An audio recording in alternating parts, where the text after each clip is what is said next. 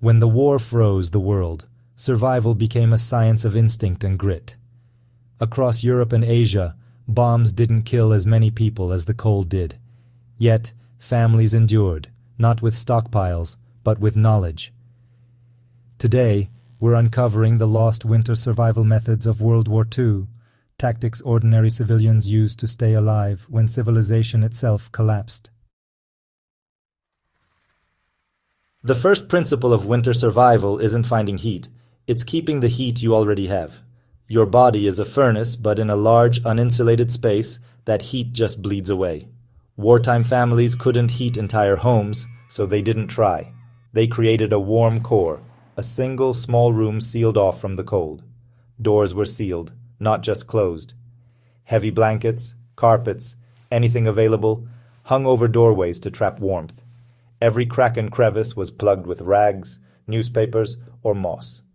Broken windows were covered with cardboard or oiled paper.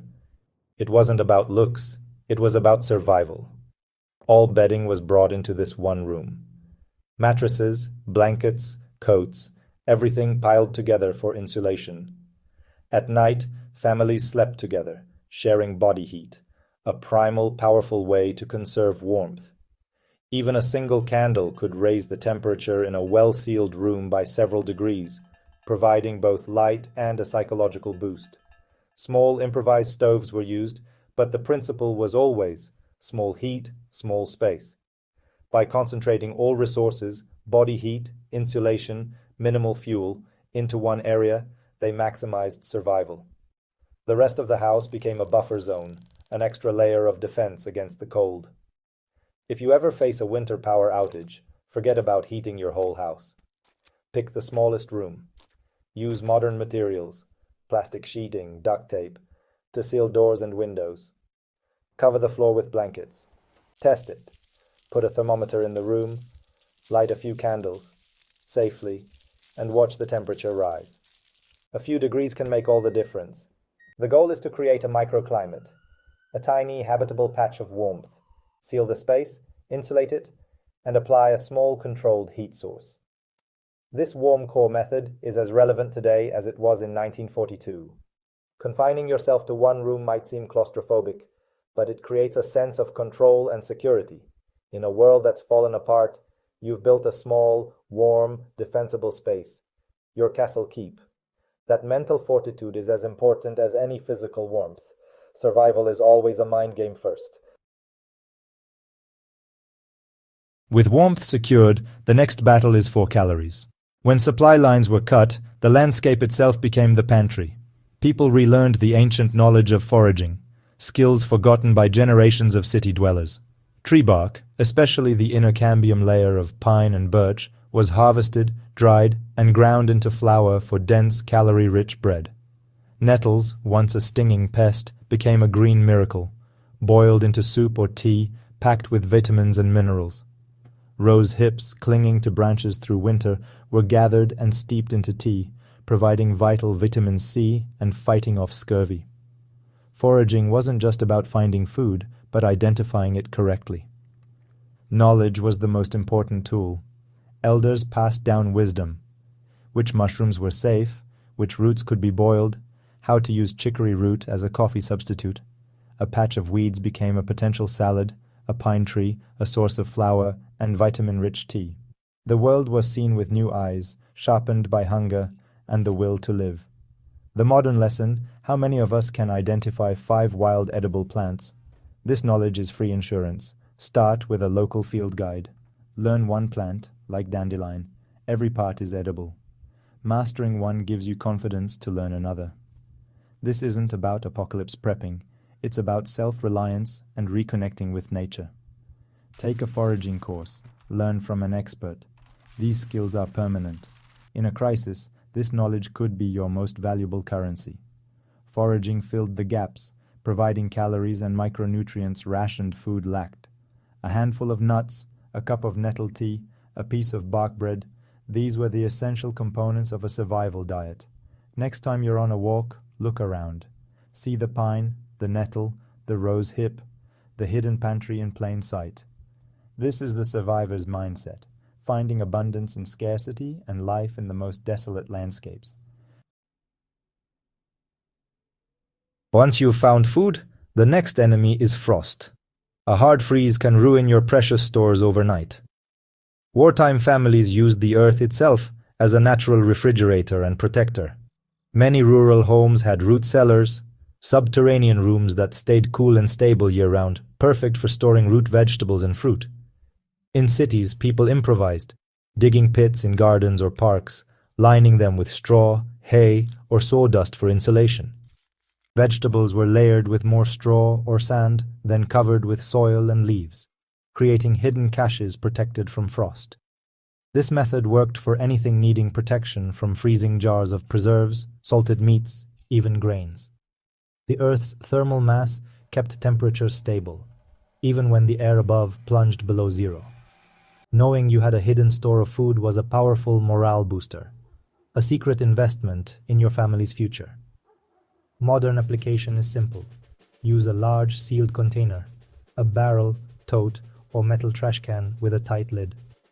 Dig a hole, line it with sand or straw, place your container, and pack more insulation around it. Store root vegetables, rice, beans, or canned goods. Cover with a board, soil, and straw. You've created a discreet, off-grid food storage system, no electricity needed. This technique is a testament to working with nature, not against it. Why build a machine when the ground beneath your feet can do the job for free? In a crisis, there's no such thing as trash. Every object is a potential resource. Wartime winter sparked a reuse revolution, born from necessity. Clothing was patched, then patched again. When beyond repair, it was deconstructed. Wool unraveled for new mittens, fabric scraps stitched into blankets. Tin cans became stoves, burning twigs to boil water or cook with minimal fuel. Newspapers were insulation, layered inside clothes to trap heat, a trick soldiers used to survive brutal winters. Even war debris was repurposed. Shell casings became lighters, metal scraps became tools or roof patches. The survivor's mindset sees not what an object is, but what it could be. Today, we live in a disposable culture. The survivor must unlearn this. That empty plastic bottle, it's a water filter, a mini greenhouse, or cordage. That old t-shirt, it's a bandage, fire starter, or thread.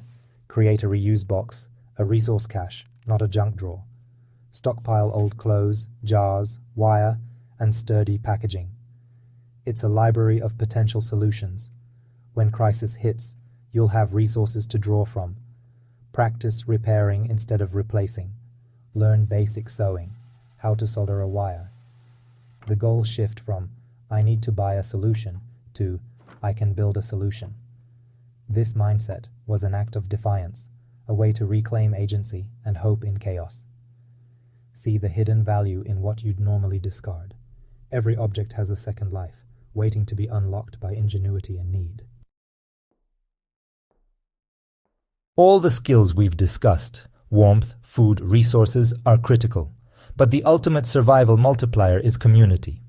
The story of winter survival in World War II is not about lone wolves, but about families and neighbors banding together. In the siege of Leningrad, people formed collectives, pooled ration cards, and set up communal kitchens, one fire cooking for dozens, saving fuel. Skills became currency. Carpenters reinforced shelters, seamstresses repaired clothes, nurses tended the sick, strong hands hauled water or chopped wood. Psychological support was just as vital, singing songs, sharing stories, comforting each other through terror.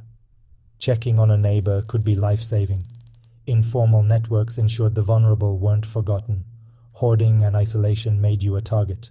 Community provided safety and strength. The crucial modern lesson: your most important survival prep isn't your stockpile, it's your relationships. Who are your neighbors? What skills do they have? Build these connections now, before crisis strikes. Organize a neighborhood potluck, start a group chat, create an emergency plan. Think of your community as a network of resources and skills. Together, you form a complete survival unit. The families of the 1940s learned that survival wasn't a competition, but a collaboration. They faced the worst of humanity, survive by embracing the best: community, cooperation, and compassion. Build your community. It will be the fire that keeps you all alive. The families of the 1940s weren't preppers. They were survivors of the unthinkable. They adapted not through gear, but through grit, mastering the basics of heat, food, and human connection. Their story reminds us, survival isn't about hoarding supplies or hiding away. It's about adapting, helping each other, and finding strength in the simplest things. If there's one lesson, it's this. Survival isn't about fear. It's about discipline, ingenuity, and community. Because when the world freezes again, those will be the fires that keep us alive.